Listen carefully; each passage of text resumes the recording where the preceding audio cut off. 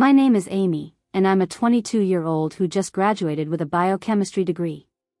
Despite my parents' disapproval, they held an extravagant graduation party for me, which felt strange considering they had recently called me a worthless leech. I was watching the bubbles in my expensive champagne when I saw my father, James, put a white powder into my glass. My heart stopped. I was certain my own father was attempting to poison me. If you are watching this, let me know where you're from in the comments and be sure to like and subscribe as I tell you how I survived my parents' plot against me and discovered a strength I didn't know I had. To understand why they would do this, you need to know about my family. The Millers weren't a typical family. My father, James Miller, founded Miller Pharmaceuticals, turning a small lab into a billion-dollar company. His reputation for ruthless business tactics was well known. Rumors circulated that competitors would suddenly lose funding or face unexpected regulatory issues, yet he publicly maintained the image of a generous philanthropist and a devoted family man. My mother, Elizabeth, came from old money. Her family had been in pharmaceutical development for generations before she married my father and their companies merged. She was obsessed with appearances and the Miller legacy. Our house was featured in magazines, and she hosted charity galas that were the talk of Chicago society. Behind closed doors, however, she was cold, calculating, and constantly critical of me. Then there was my perfect sister, Charlotte, 3 years older than me. She was a straight-A student, captain of the debate team, and a Harvard Business School graduate with honors. She joined the family business and quickly became the heir apparent. My parents never missed her tennis matches or piano recitals. They proudly displayed her trophies and awards throughout our home and listened attentively whenever she spoke at dinner. My experience was completely different. Even though I was a straight-A student myself, my accomplishments were always met with indifference. My father would say that was what they expected from a Miller, without ever looking up from his newspaper. When I won the state science fair in 10th grade, my mother simply commented that my hair looked messy in the photos. They only attended my events when it would have looked suspicious to others if they had not. From my childhood, they had a clear plan for my future: would study pharmaceutical sciences, join the company, and eventually run the research division while Charlotte handled the business side. All of my protests were ignored. When I developed an interest in environmental science in high school, especially how pharmaceutical waste affects ecosystems, my father dismissed it as tree-hugger nonsense. During my junior year of high school, I applied to Northwestern specifically for their environmental science program. The conflict that followed was intense. My father threatened to cut me off financially, and my mother cried about family duty and tradition. I stood my ground, explaining that I could still make a difference in the world without following their exact path. After weeks of silent treatment, they gave in, but with conditions. They would pay for my education, but I had to minor in biochemistry and work summer internships at their company. College gave me a little freedom, but the tension grew each year. Every holiday break was filled with passive-aggressive comments about my phase, and how I would eventually come to my senses. The pressure increased during my junior year when they started sending me job descriptions for positions in their research department. When I secured an internship with an environmental nonprofit instead, they threatened to stop paying my tuition. I took out loans for my final year rather than giving in. What they didn't know until recently was that my maternal grandmother, Elizabeth's mother, had left me a significant inheritance in a trust.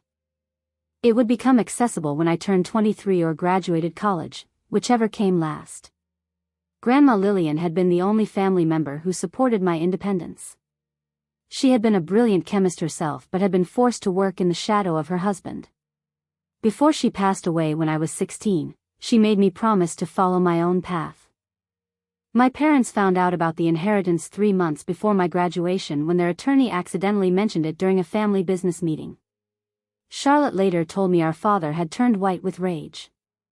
The trust was ironclad, set up with independent trustees, and would give me complete financial independence, about $12 million that would have gone to my parents if I had never graduated or if I died before receiving it. The months leading up to graduation were strangely quiet. My parents stopped their usual texts and calls pressuring me about job interviews at their company. Instead, they suddenly took an interest in my graduation plans. My mother called to say they wanted to throw me a proper celebration that would be fitting for a Miller. Their sudden change in behavior should have been my first warning. The morning of graduation was bright and clear, a perfect May day in Chicago. As I stood in front of my apartment mirror adjusting my cap, I felt a mix of pride and anxiety.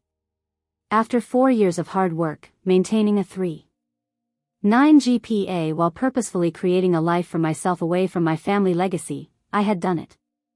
My phone buzzed with a text from my mother. Car service will pick you up at 9:30. Don't be late. I met my parents outside the auditorium. My father was checking emails on his phone while my mother was examining my appearance.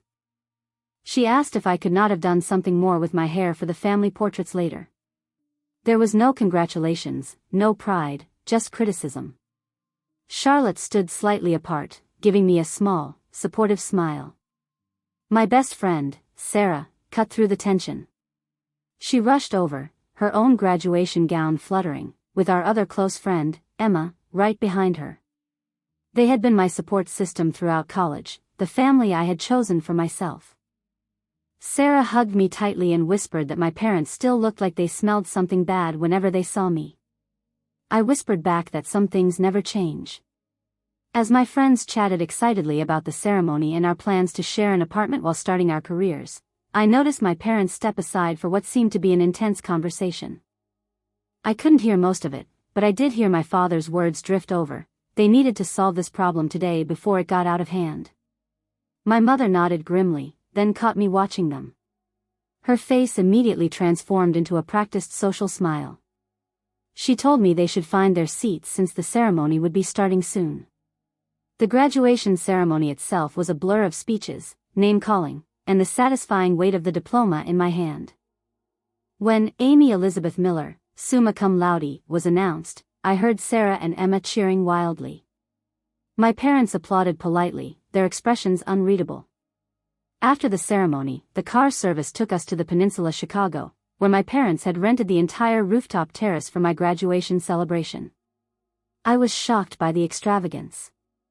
There were ice sculptures, champagne fountains, gourmet catering stations, and even a small orchestra playing in the corner. Fresh flowers covered every surface, and a professional photographer circulated among the early guests. Dr. Davis, who was approaching me with a glass of water, commented that my parents had put on quite the production. He had been my father's research partner decades ago before splitting off to teach at Northwestern. He had become a sort of mentor to me, one of the few connections to my family I truly valued. He congratulated me on my impressive achievement. I thanked him and replied that it was a bit much and not really their style, at least not for me.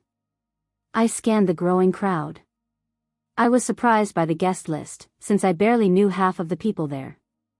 Dr. Davis followed my gaze to where my father was speaking with 2 men in expensive suits. He explained that they were business associates. He told me the man over there with my mother was Gerald Thompson, my family's attorney. He lowered his voice, saying that things had been tense at the company lately due to rumors of irregularities in some clinical trials and that my father had been in closed-door meetings for weeks. My stomach tightened. I asked what kind of irregularities, and he shook his head, saying it was nothing concrete, but to be careful. He paused, choosing his words carefully, before saying that my parents seemed particularly invested in keeping the Miller legacy intact right now. As the party went on, I noticed something strange. My parents were watching me constantly, not with pride or even their usual disappointment, but with a calculating intensity that made my skin crawl. Whenever I moved to a new conversation group, one of them would casually reposition themselves to keep me in their line of sight. Charlotte came up to me as I grabbed an hors d'oeuvre. She whispered that something weird was going on, since my father had asked her 3 times if I had mentioned my plans after graduation, and my mother kept checking her watch as if she were waiting for something. Before I could respond, my father clinked his glass, getting everyone's attention. He announced that in 15 minutes, they would have a special champagne toast to the graduate. He told everyone to make sure they had a glass for the occasion. I watched as waiters began preparing flutes on silver trays. My father beckoned to the head waiter, pointing out a specific bottle of champagne with a gold label. I heard him say that one was for the family only.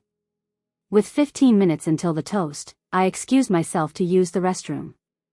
The main restrooms had a line, so I went down a service corridor to use an employee restroom I had noticed earlier.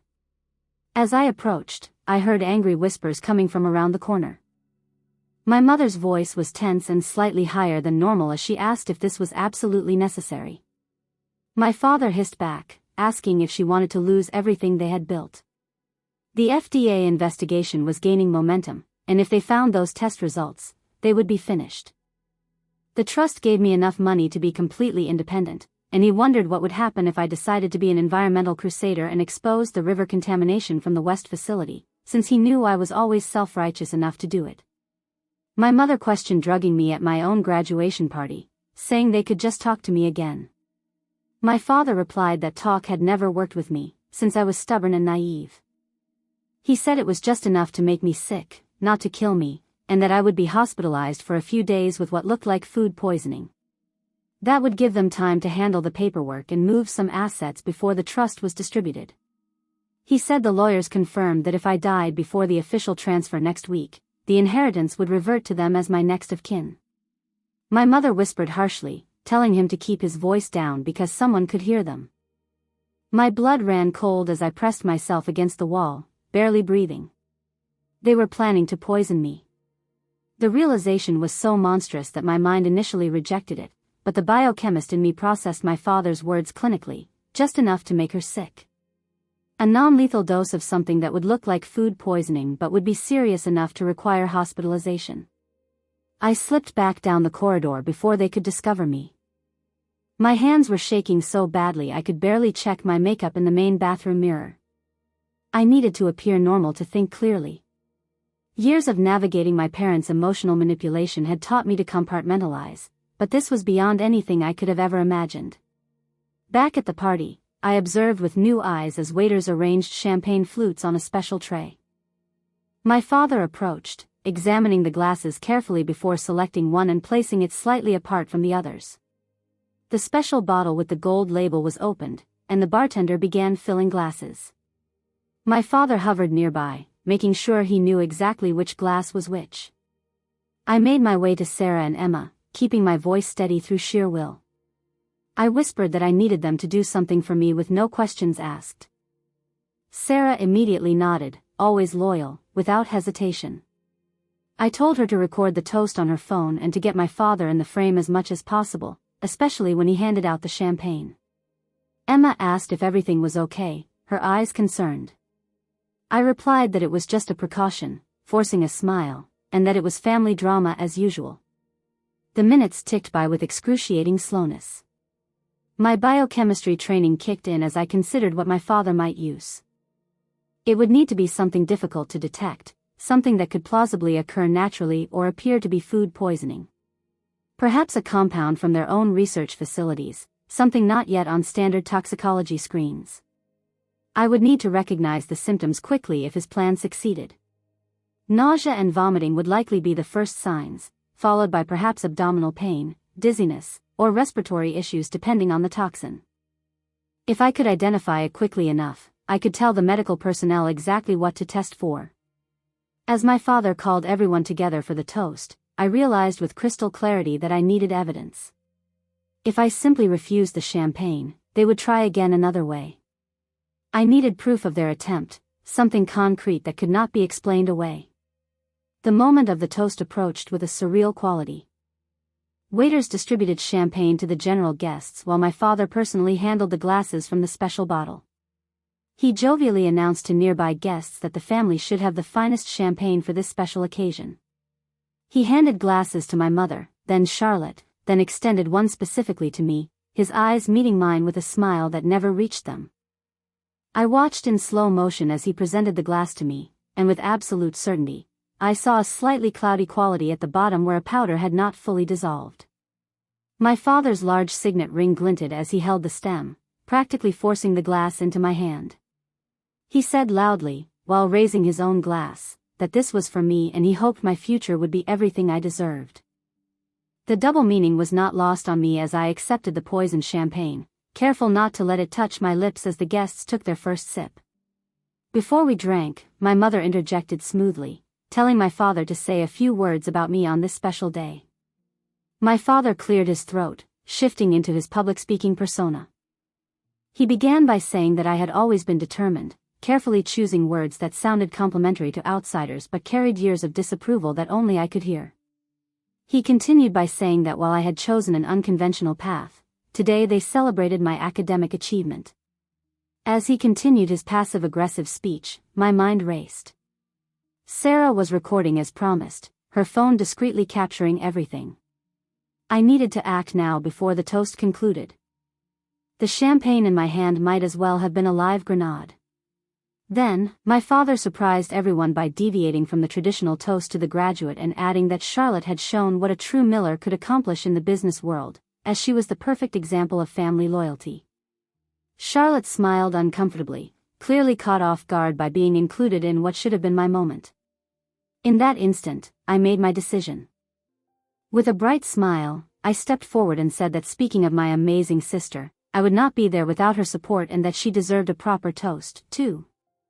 I held out my champagne flute toward her and said that this special reserve champagne my father selected was too good not to share and that she should take mine. Before anyone could react, I had pressed my untouched glass into Charlotte's hand and smoothly taken her already partially drunk glass.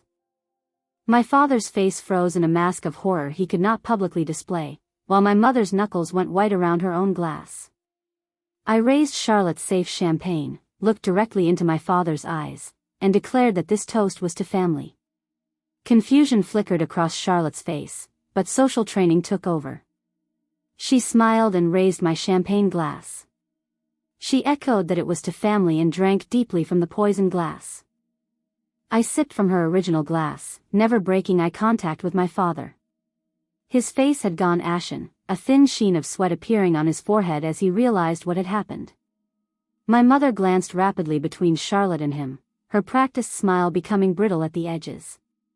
The moment passed. Guests applauded. Conversations resumed, and the orchestra began playing again. I circulated through the crowd, making small talk while keeping Charlotte in my peripheral vision. Guilt and fear battled within me. I had not had time to think of another solution, but I had just allowed my sister to drink poison meant for me.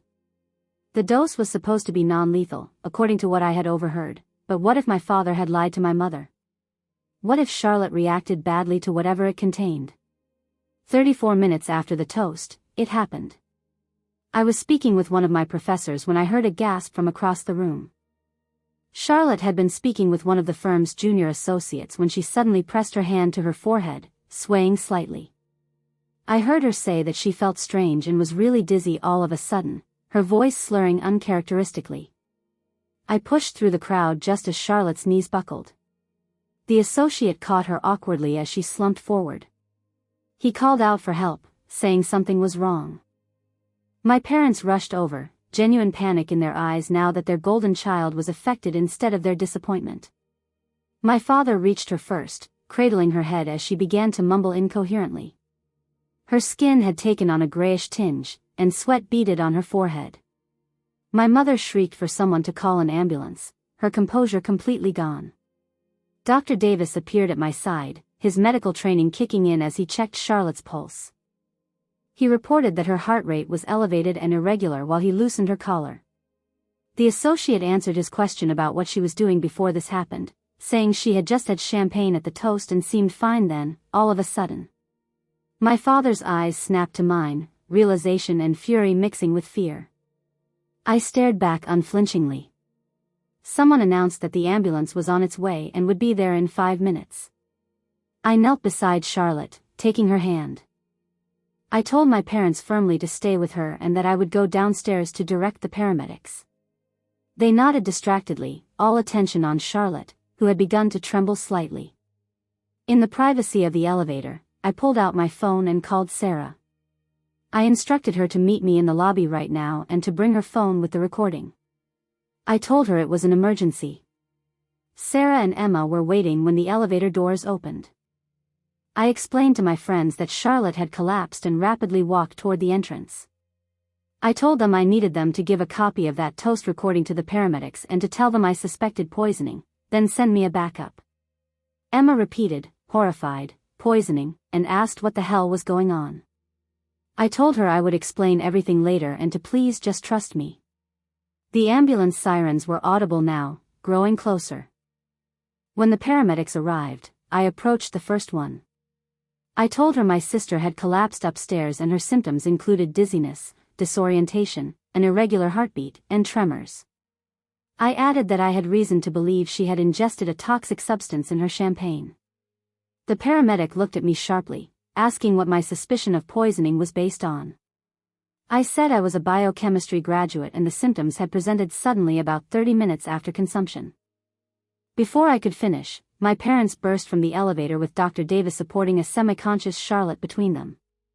The paramedics rushed forward with a gurney, their training taking over as they quickly assessed her condition.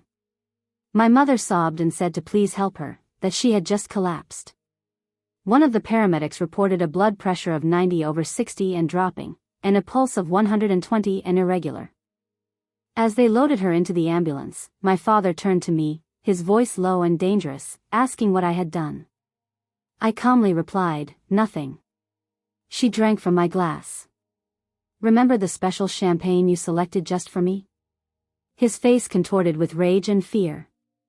My father's next question revealed his panic. You switched the glasses deliberately? You knew? I held his gaze steadily. Knew what, father? That you put something in my drink?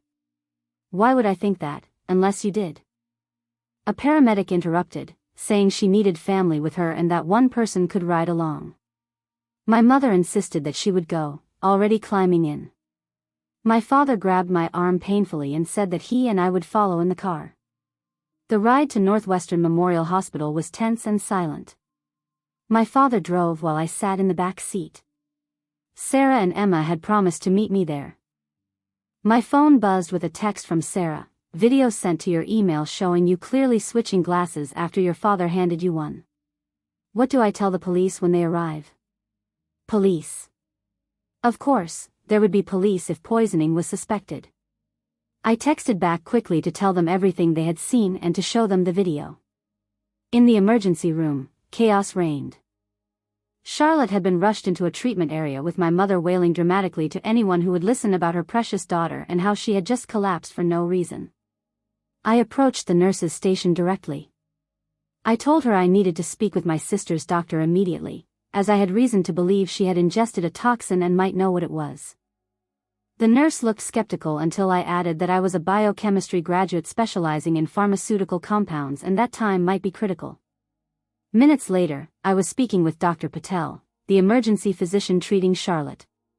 Dr. Patel explained that my sister was experiencing symptoms consistent with anticholinergic poisoning, including an elevated heart rate, confusion, dilated pupils, and a dry mouth. They were treating her symptoms while running toxicology screens. I said she needed to specifically test for cyclopentolate derivatives. I explained that my father worked with modified versions at Miller Pharmaceuticals and that they were testing a new class of compounds that would not show up on standard tox screens. Dr. Patel's eyebrows rose. She said that was a very specific suggestion and asked why I suspected this particular compound. I took a deep breath. I replied that I believed my father had intentionally added it to my champagne glass, but my sister had drunk from it instead. Her professional demeanor did not change, but she reached for the phone, saying she needed to contact the police.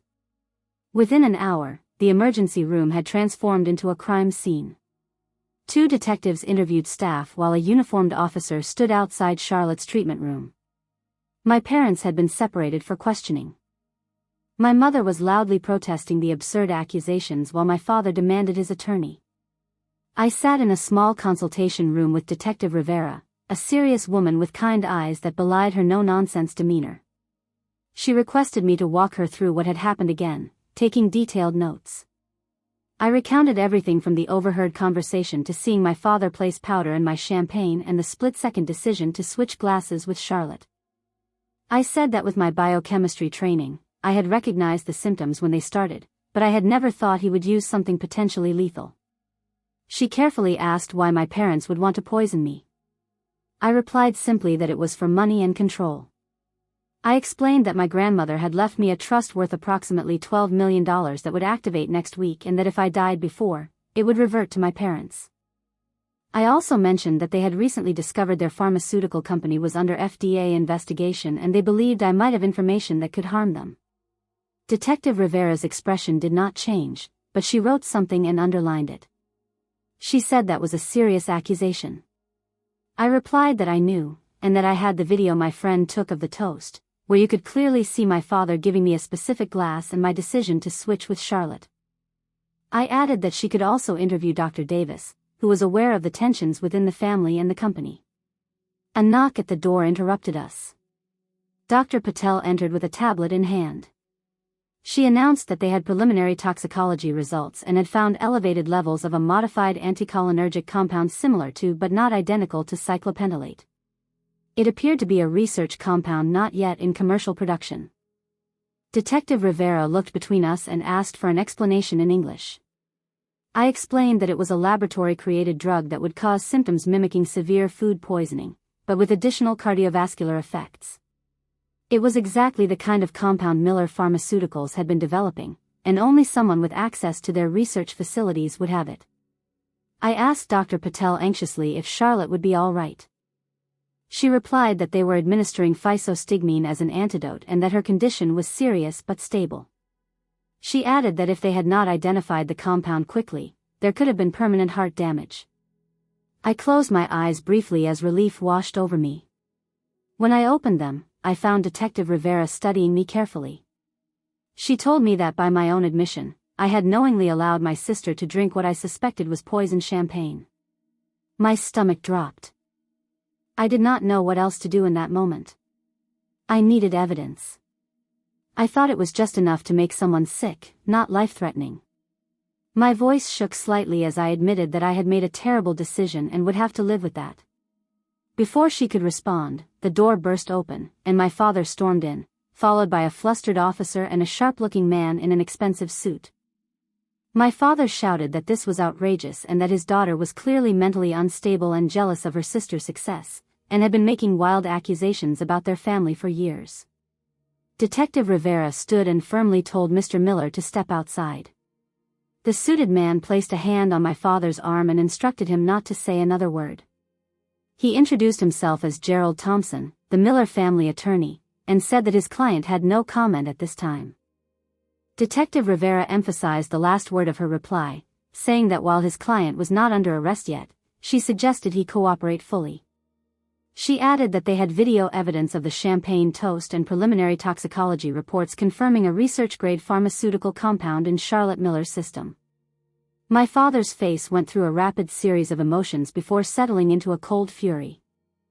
His voice suddenly calm and reasonable, he said that I had always been troubled, jealous of my sister, and resentful of their expectations, and that I had threatened to destroy their family business out of spite before. I protested that it was not true, but he continued as if I had not spoken. He said they had indulged my environmental science whims despite my responsibilities to the family company, and that they had even thrown me this expensive graduation party to show their support. He questioned how I was repaying them, by creating this elaborate drama and allowing my own sister to become ill. Gerald Thompson placed a business card on the table. He said they would cooperate fully with her investigation, but any further questions should come through him. He added that the Miller family was prominent in the community and expected discretion. After they left, Detective Rivera picked up the card with 2 fingers as if it might be contaminated. She said I had an interesting family, and I replied wearily that she had no idea. A commotion in the hallway drew our attention. Dr. Davis had arrived and was arguing with the officer outside Charlotte's room. He insisted that he was her family physician and needed to review her treatment. Detective Rivera and I stepped out as Dr. Davis spotted me. He said that he was thankful I was there and asked what had happened. He mentioned that they were saying my father had tried to poison me. Before I could answer, Dr. Patel emerged from Charlotte's room. She said that Charlotte was asking for me and was still groggy but lucid. Entering the dimly lit hospital room, I felt a wave of guilt seeing Charlotte connected to monitors and with an 4 in her arm. Her normally perfect appearance was disheveled, her skin still holding an unhealthy pallor. Her eyes fluttered open as I approached. I said hey softly and took her hand, asking how she was feeling. She replied that she felt like she had been hit by a truck. She asked if it was true and if Dad had really tried to poison me. I nodded slowly, tears filling my eyes. I said I was so sorry she had drunk it instead and that I had just reacted and not thought. She whispered, with confusion and pain clouding her eyes, asking why he would do that. I explained that it was because of the trust from Grandma Lillian and the FDA investigation. I said they were afraid I would expose contamination at the West facility. Understanding dawned in Charlotte's eyes. She squeezed my hand weakly and said she had seen the sealed reports, the ones they had been keeping on the secure server. She said she had seen them last month but did not understand what she was looking at: heavy metal readings, disposal records. She said they had been dumping research waste directly into the watershed for years. A soft knock interrupted us as Detective Rivera entered with another plainclothes officer. She said they had just received some additional information she thought I should know. The other officer said the FBI had been investigating Miller Pharmaceuticals for the past 6 months for fraud, environmental violations, and falsification of clinical trial data. I stared at her. The FBI? I thought. She replied that yes, my parents were already under surveillance, and when they had contacted them about the poisoning incident, they had shared that they had substantial evidence of criminal activity. They had just executed search warrants at my family's offices and home. Charlotte's monitors beeped as her heart rate increased. She whispered, "Oh my God," and said she had signed off on some of those documents, and that my father had said they were routine regulatory filings. The other officer said to Charlotte that they would need to speak with her about that later, but for now, she should focus on her recovery.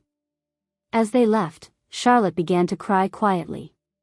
She said she had trusted them completely and had defended them whenever I had complained about how they treated me. I held her hand tightly. "You didn't know," I said. "They manipulated both of us, just in different ways."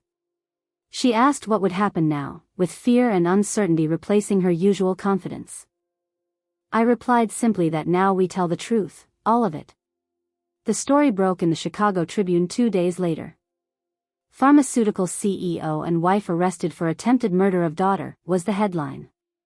Smaller headlines added, FBI uncovers massive fraud and environmental crimes at Miller Pharmaceuticals. Our family name, once synonymous with success and philanthropy, became overnight shorthand for corporate greed and familial betrayal. I moved temporarily into Sarah and Emma's apartment, unable to face returning to my own place where reporters lurked. Charlotte remained in the hospital for 4 more days before being released into the care of our Aunt Patricia, my mother's estranged sister, who flew in from Seattle upon hearing the news. Aunt Patricia told me over coffee in the hospital cafeteria that she had always known Elizabeth was capable of terrible things but had never imagined this. She said she should have stayed in touch with us girls. The investigation expanded rapidly. With search warrants in hand, the FBI discovered a trove of incriminating documents at both the Miller offices and our family home. Emails detailed systematic falsification of safety data for 3 major drugs currently on the market. Environmental testing showed years of illegal toxic waste disposal that had contaminated groundwater in communities near the West facility. Detective Rivera kept me updated on the poisoning case. During one of our meetings, she explained that the lab had confirmed the compound was an experimental anticholinergic from my father's private research facility and that he had signed it out personally 3 days before my graduation. She said they had also found notes in his home office detailing dosage calculations. I worked with the authorities, providing everything I knew about the company's operations and my parents' behavior. Days blended together in a haze of police interviews, meetings with prosecutors, and checking on Charlotte's recovery. A week after the incident, I met with Special Agent Donovan from the FBI at his request. He spread photographs across the table between us. He asked if I recognized the location. I studied the images of what appeared to be a storage unit. Inside were boxes of documents, several laptop computers, and most disturbingly, vials of various compounds carefully arranged in temperature-controlled containers. I replied that I had never seen this place. He said it was a storage unit rented under my name, opened 6 months ago with what appeared to be a forged signature. He watched my reaction carefully. My blood ran cold. They were planning this for months, setting me up in case their original plan failed. He agreed, saying that they had found evidence on my father's computer of multiple contingency plans. The poisoning attempt was actually Plan C. Plans A and B involved more elaborate setups that would have implicated me in corporate espionage and data theft. As the case built, more family secrets emerged. Financial records revealed my parents had been siphoning company funds into offshore accounts for years.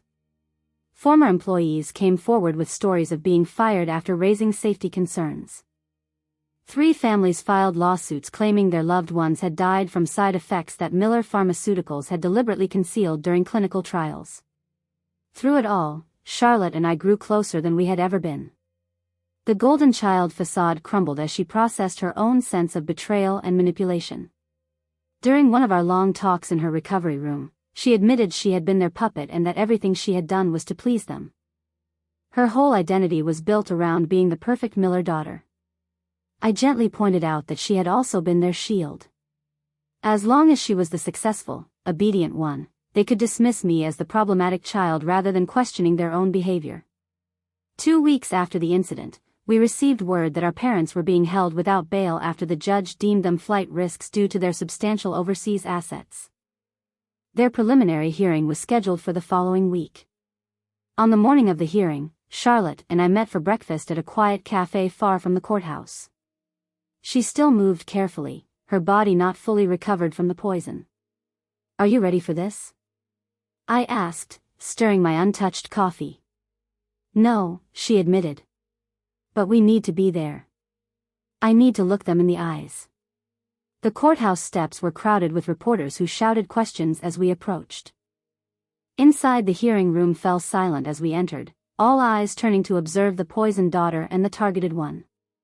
Our parents sat at the defense table, both dressed impeccably despite weeks in detention. My mother's eyes filled with tears when she saw Charlotte. But my father stared straight ahead, refusing to acknowledge either of us. The evidence presented was damning. The prosecution displayed the video of the toast showing clearly my father giving me the specific glass and my subsequent switch with Charlotte. They presented the toxicology reports, the compound trace matching exactly to samples found in my father's private lab. Financial records demonstrated the motive, my trust fund that would have reverted to them upon my death. Most shocking to the spectators was a recorded phone call my father had made from detention to a business associate asking him to clean up the situation with those river samples and mentioning that Amy was always the problem child, never understanding family loyalty. When the judge ruled there was more than sufficient evidence to proceed to trial on all counts, including attempted murder, my mother collapsed in theatrical sobs. My father remained stoic, only his clenched jaw betraying his fury. Outside the courthouse, reporters swarmed again. Charlotte surprised me by taking my hand and addressing them directly. "My sister and I are cooperating fully with authorities. We ask for privacy during this difficult time as we come to terms with our parents' betrayal," she said. As we pushed through the crowd toward our waiting car, a reporter called out, "Did you know your sister was switching the glasses? Were you part of the plan?" Charlotte stopped cold, turning back with unexpected fire. "My sister saved my life. Our parents tried to poison her. And when she realized it, she had seconds to decide what to do. She has carried unnecessary guilt for my suffering, but the only people responsible are James and Elizabeth Miller. They were willing to kill their own daughter for money and to cover up their crimes. That is the story you should be telling." In the following days, more family members we had barely known reached out. Cousins, distant aunts, my father's brother, who had been ostracized from the family decades ago for whistleblowing on an earlier pharmaceutical scandal. It seemed our family tree was filled with similar stories of control, manipulation, and retribution against anyone who challenged the Miller way. Charlotte and I began the painful process of separating ourselves legally and financially from our parents. We hired our own attorney, a kindly but razor-sharp woman named Vivian Santos, who helped us navigate the complexities of our situation. "Your grandmother's trust is secure," she assured me during one meeting. "The trustees have accelerated the transfer given the extraordinary circumstances. As for Miller Pharmaceuticals, that is more complicated. I do not want anything to do with it," I stated firmly. Charlotte nodded in agreement. "Neither do I, but we have a responsibility to the employees who were not involved in the criminal activities and to the communities affected by the contamination. There is also the matter of your parents' personal assets, Vivian continued. Much will likely be seized by the government or directed toward victim restitution, but there will still be substantial holdings that would typically pass to you as their only children. I looked at Charlotte, seeing my own conflict reflected in her eyes. We need time to think about that, I said finally. As summer progressed, the case against our parents strengthened. 3 former Miller Pharmaceuticals executives agreed to testify in exchange for reduced sentences. Environmental testing confirmed widespread contamination attributed directly to improperly disposed research chemicals. The estimated cleanup costs exceeded $100 million. In August, 2 months after the graduation party incident, Charlotte and I returned to our childhood home with FBI agents to identify additional documents and evidence. Walking through the silent, imposing rooms felt surreal. Everything looked exactly as it always had, perfect, cold, and sterile. In my father's study, agents were carefully cataloging the contents of his safe. "Miss Miller," one called, holding out a small leather journal. "Do you recognize this?" I took it carefully. The journal was old, the pages yellowed. Inside, I found my grandmother Lillian's handwriting. It was a record of her own discoveries and concerns about Miller Pharmaceuticals from decades earlier. The final entry, dated shortly before her death, read, "I have arranged for Amy's financial independence. She alone has the conscience and strength to break the cycle of this family's poison." Tears filled my eyes as I showed it to Charlotte. "She knew," I whispered. "She was trying to protect me all along." "And you protected me," Charlotte replied, squeezing my hand. "That is what real family does." 6 months after that fateful graduation party, I stood on the porch of my grandmother's lake house, watching the November sun shimmer across the water. The property had been part of my inheritance, a peaceful retreat 2 hours outside Chicago that I had visited often as a child. Now, it was my home, at least temporarily, as I figured out my next steps. The trust had been officially transferred to me 3 weeks after the incident. The trustees unanimously agreed to expedite the process given the extraordinary circumstances. The first thing I had done was establish a separate fund for Charlotte's ongoing medical care and therapy. Though she had physically recovered, the psychological wounds ran deep. "Hot chocolate delivery," called a voice behind me. Charlotte emerged from the house carrying 2 steaming mugs, bundled in one of my oversized sweaters. She had moved in with me a month ago after selling her downtown condo, which was too full of memories of family, business dinners, and parental approval. "Perfect timing," I smiled, accepting the mug gratefully. "I was just thinking about how much has changed." "Everything," she agreed, settling into the Adirondack chair beside mine. "Remember when we used to come here with Grandma Lillian? She would let us stay up late watching the stars while telling us stories about women scientists who changed the world." "I remember Mother hating those trips," I laughed softly. "She was convinced Grandma was filling our heads with dangerous independence." "She was right about that, at least."